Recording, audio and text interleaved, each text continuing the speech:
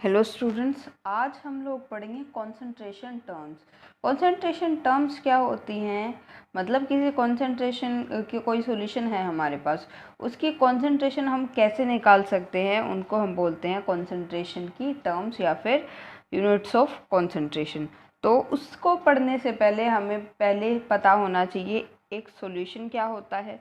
Solution मैंने आपको बताया था, सॉल्यूशन जिसमें एक सोल्यूट हो और एक सॉल्वेंट हो। सॉल्यूशन जो होता है सोल्यूट और सॉल्वेंट से मिलके बना होता है।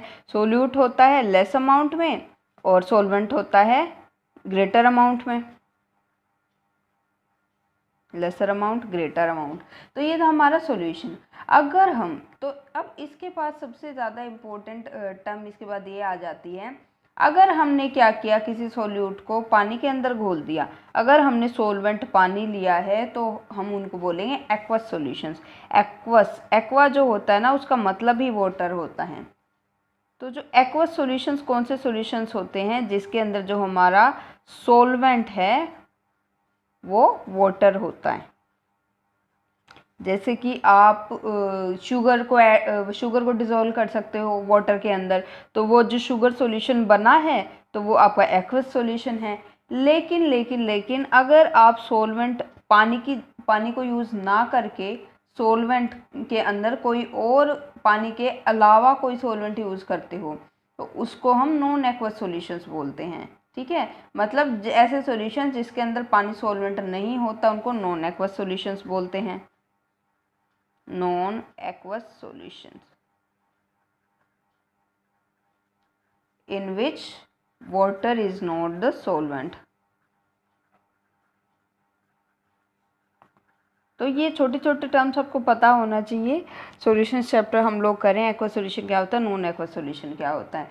तो अब सवाल ये आता है कि हमने एक्वस सॉल्यूशन में चलो पानी के अंदर डिज़ोल्व कर दिया सोल्यूट को, लेकिन नॉन एक्वस सॉल्यूशन के अंदर किसके अंदर डिज़ोल्व करेंगे? हम डिज़ोल्व कर सकते हैं ईथर के अंदर, बेंजीन के अंदर और कार्बन टेट्राक्लोराइड के अंदर ऐड कर सकते हैं। ठीक है, यहाँ पे तो ये इन सब के अंदर भी हम सोल्यूट को ऐड कर सकते हैं और सॉल्यूशन बना सकते हैं। तो अभी एक्वस नॉन एक्वस हमारा हो गया। अभी हमें पढ़ना है कॉन्सेंट्रेशन टर्म्स क्या होती हैं। तो सबसे पहले तो हमें पता होना चाहिए कॉन्सेंट्रेशन ही क्या होता है, कॉन्सेंट्रेशन किसको बोलते हैं। तो कॉन्सेंट्रेशन, अब आप सिंपल से हम ये जो डेली लाइफ में ये एक्टिविटी तो करते ही हैं। हमें जब कोई भी डिश बनानी होती है, मान लो आप लोगों को चाय बनानी नहीं आती किसी को, तो आप क्या करोगे? किसी से पूछ के बनाओगे। जब पूछ के बनाओगे तो आप ये पूछोगे कि हाँ, पानी के अंदर चीनी कितनी डालूँ, चाय पत्ती कितनी डालूँ। तो वही चीज़ है, कोई सॉल्यूशन बनाने के लिए आप उसके अंदर कितना सोल्यूट ऐड कर रहे हैं वो आपकी होती है कॉन्सेंट्रेशन। ठीक है, कि आपने शुगर कितनी ऐड की, मतलब चाय बनाने के लिए, तो फिर वो क्या है, वो कॉन्सेंट्रेशन ही है। तो कॉन्सेंट्रेशन जो होती है ना, वो क्या होती है? The amount of solute present in A given quantity of the solution. कोई सॉल्यूशन है, उसके अंदर आपने सोल्यूट का कितना अमाउंट ऐड किया है उसको उसकी कॉन्सेंट्रेशन बोलेंगे। इसको डिफाइन कर सकते हैं, the amount of solute present in the given quantity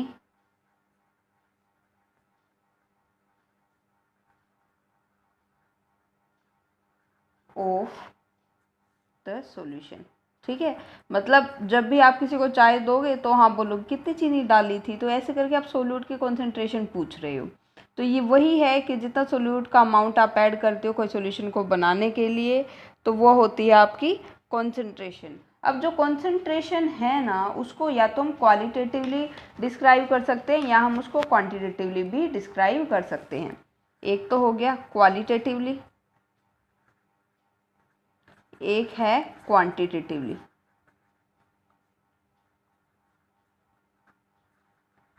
तो देखो, जैसे नाम से पता चल रहा है, यहाँ पे क्या आ रहा है, क्वालिटी आ रही है, यहाँ पे क्वांटिटी आ रही है। क्वालिटी का मतलब तो ये हो जाएगा कोई दूसरा आपसे पूछ ले, कोई बंदा चाय पी रहा है, सॉल्यूशन पी रहा है, ठीक है, तो उससे कोई पूछ ले कि आपने कितना इसके अंदर मीठी है या फीकी है चाय, कैसी है, तो वो हो जाएगी उसकी क्वालिटी, जस्ट पता चल जाए।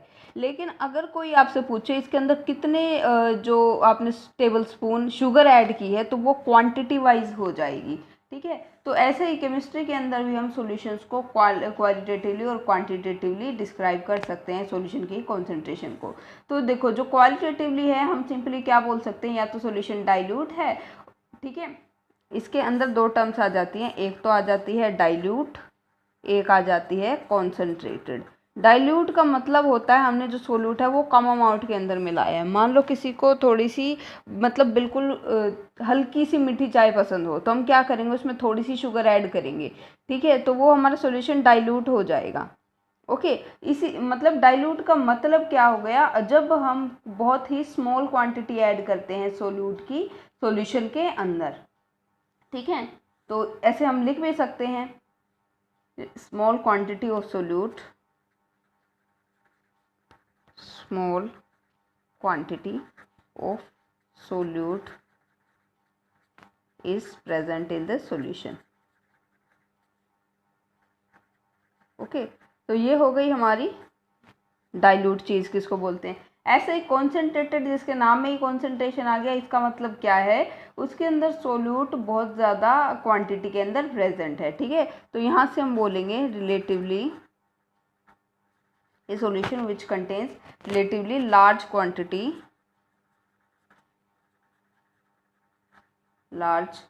quantity of solute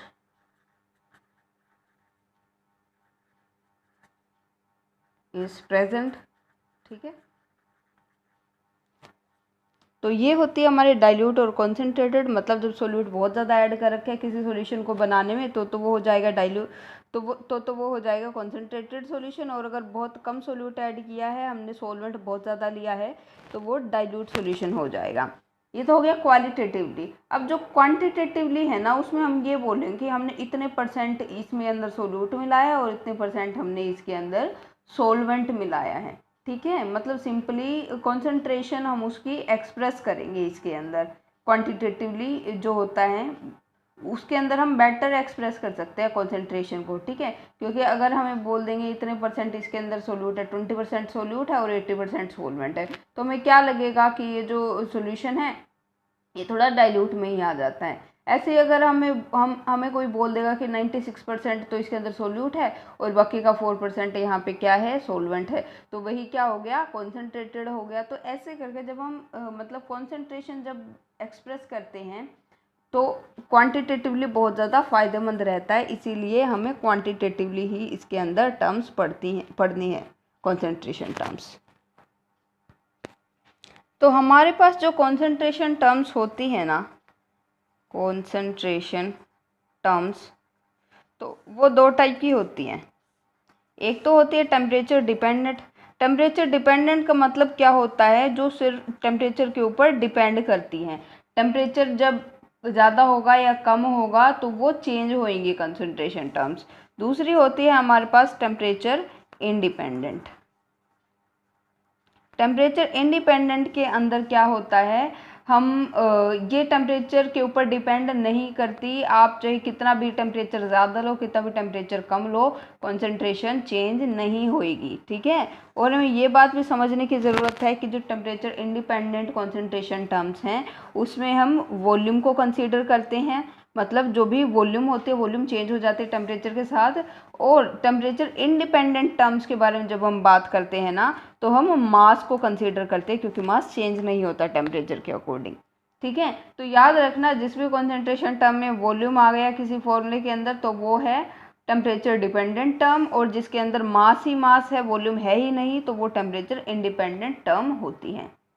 ओके, तो अभी हमें इनको वन बाय वन पढ़ना है। पहले हम उनके नेम्स लिख लेते हैं, कौन कौन सी कॉन्सेंट्रेशन टर्म्स हमें स्टडी करनी है। तो जो टेम्परेचर डिपेंडेंट होती हैं, जिनके अंदर वॉल्यूम होती है, वो सबसे पहले तो होती है हमारी मास परसेंटेज जो होती है।